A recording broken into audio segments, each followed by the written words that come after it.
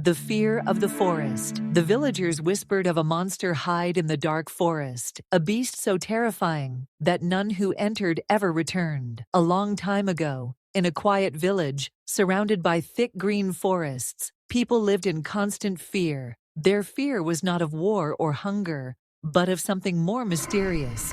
The great black bear of the forest. Every night, as the moon rose, deep growls echoed from the trees. The villagers whispered tales about the beast, calling it a cursed creature, a demon that hunted anyone who dared enter the woods after dark. Stay away from the forest at night, the village elders warned. Many have gone in, but none have returned. But among them was a young man named Farid. Farid was a young hunter, just 20 years old, but his sharp instincts made him seem wiser than his age.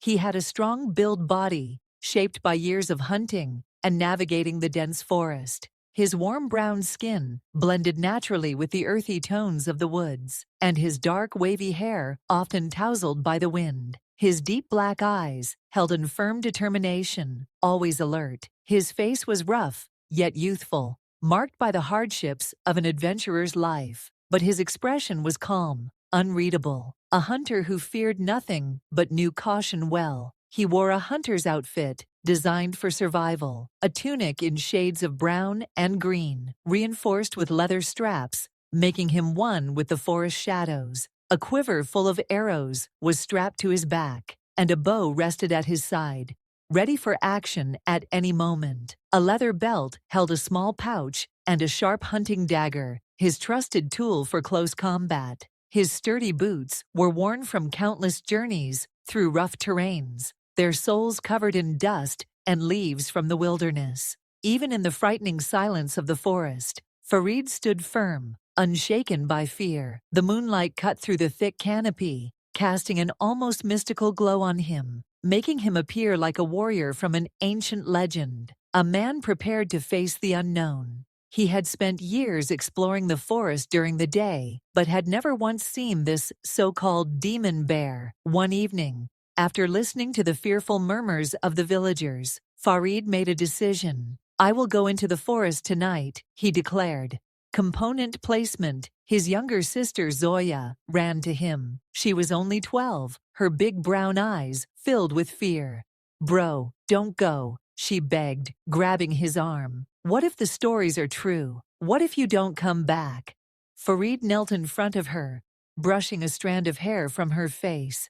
"I will come back," he promised. "You know why? Because I'm not going to fight the bear.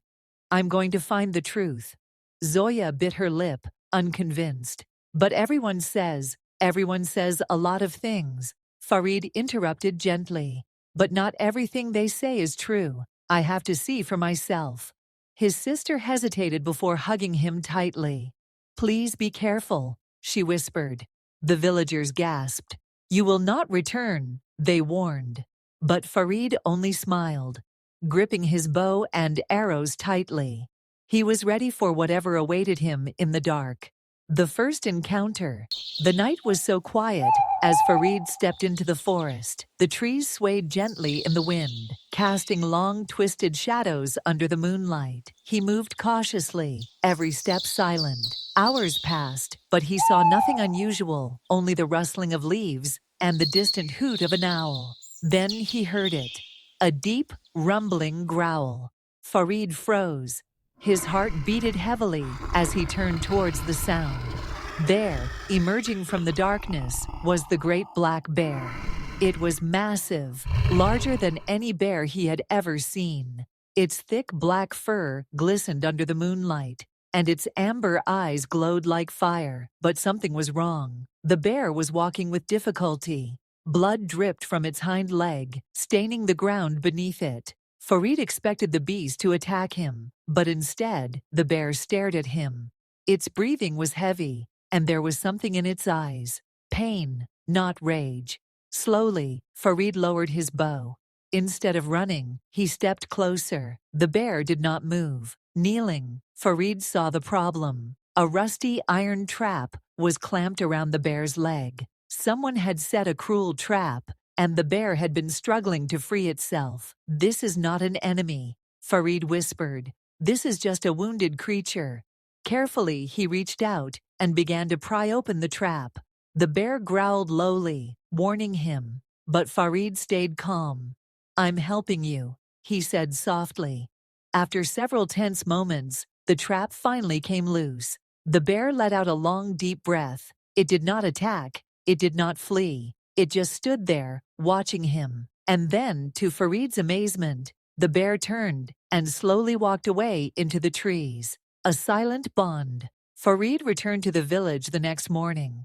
But he told no one about the bear. He knew they would never believe him. But something strange happened. Every night, when Farid went hunting, he would see glowing amber eyes watching him from the darkness. At first, he was uneasy, but soon he realized the bear was following him. One night, Farid was tracking a deer when he stepped onto loose ground and fell into a ditch. The slope was too steep to climb out. He tried, but he kept sliding back down. Then, a low growl echoed from above. Farid looked up.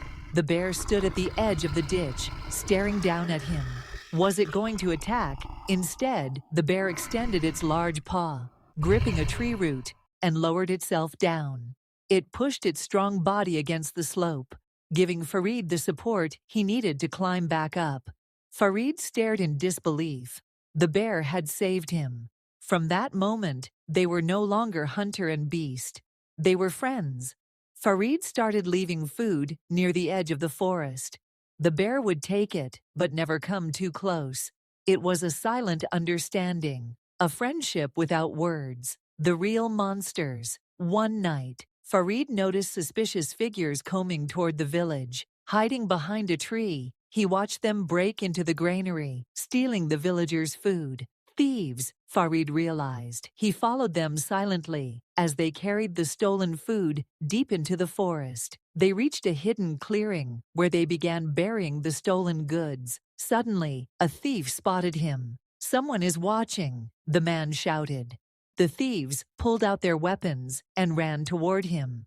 Farid tried to escape, but the forest was dark and they were many. He slipped, falling hard onto the ground. A thief raised his sword to strike him, and then a mighty roar shook the night.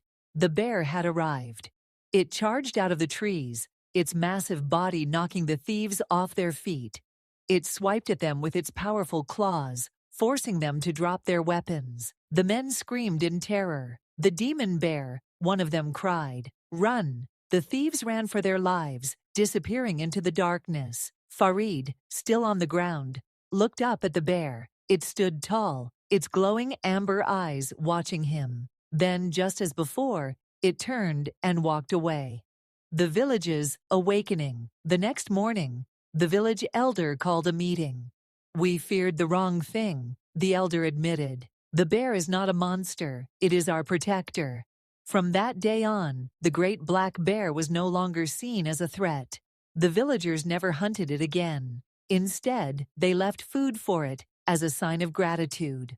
One evening, as Farid stood at the forest's edge, he whispered, "Thank you, my friend." And deep in the shadows, a pair of glowing amber eyes watched over him, not as a beast, but as a guardian.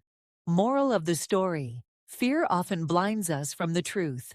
Kindness can turn even the wildest hearts into friends. The real monsters sometimes wear human faces. Not all monsters wear claws, and not all heroes carry swords.